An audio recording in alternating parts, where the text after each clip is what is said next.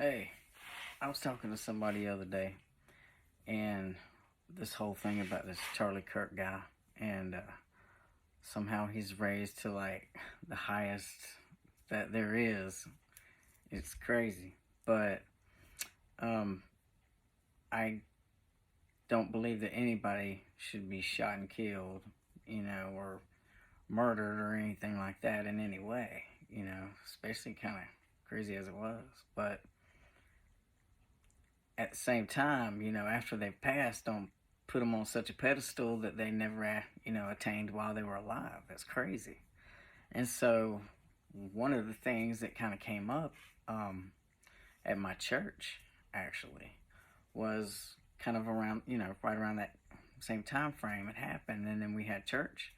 You know, it was addressed, acknowledged, and we moved on. Or so I thought. I guess so, as anybody thought. But it seemed like after about a week or however long it took, um, the pastor almost had to take a step back. Like almost he got pressured into something, and that kind of bothered me. Because he couldn't stand on his own morals. He acknowledged, there was a terrible thing that happened. Nobody should have to be like that, but in the same regard, he's not all that. He's not, I don't know what the exact words, but, he's not to be glorified, I suppose. And to have him come back a week later and then get all weepy about it, and I'm like, that doesn't sit right with me.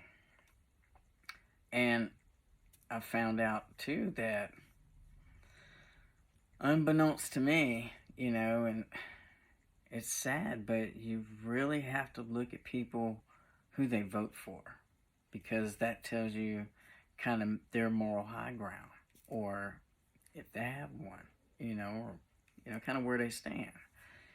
So before, Republican, Democrat, who cares? This, that, and the other. Oh, you can just yank a chain here and there or something about whatever. But nowadays, that's just not the case. If you are on one side, that means one thing. And if you're on another, that means something totally different. So how in the world can you maintain a household when there's already a conflict that's brought into